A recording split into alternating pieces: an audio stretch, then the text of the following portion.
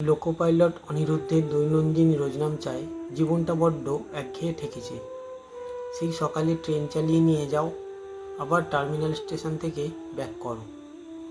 রোজ এই একঘেয়ে রুটি সবজি চিবোতে চিবোতে মাড়ি ব্যথা হয়ে যাওয়ার জোগাড়।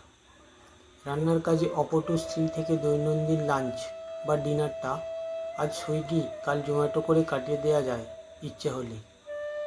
কিন্তু ভোর 5টায় স্ত্রী টিফিন নিয়ে দেয় সেই রুটি সবজি। ধুর, আজ আর খাবো না। নৈহাটি স্টেশন আসতেই টিফিন বাটি খুলে সেই এক খাবার দেখেই রাগে জানলা দিয়ে ছুঁড়ে ফেলে দিল অনিরুদ্ধ। ট্রেন এখানে 10 মিনিট দাঁড়ায়। ট্রেন থেকে নেমে কচুরি জিলিপি খাওয়ার জন্য নামতেই চোখে পড়ল ফেলে দেওয়া রুটি তরকারি খাওয়ার জন্য এক ভিক্ষুক।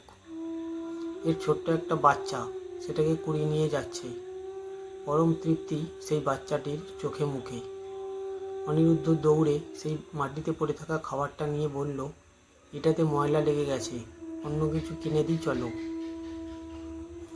বাচ্চাটি বলল, ঠিক আছে, কিন্তু রুটি আর এই তরকারি আমি খুব ভালোবাসি, রোজ পেলে এটাই খাবো।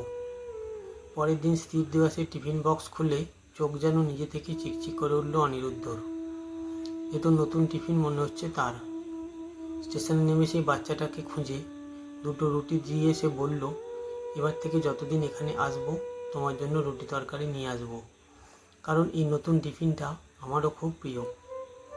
আজ অনিরুদ্ধ সেই একই টিফিন খাচ্ছে যা সে বিগত 3 বছর ধরে খাচ্ছে, কিন্তু কারোর সাথে বসে খাওয়ার এই টিফিনের স্বাদ আজ অমৃত।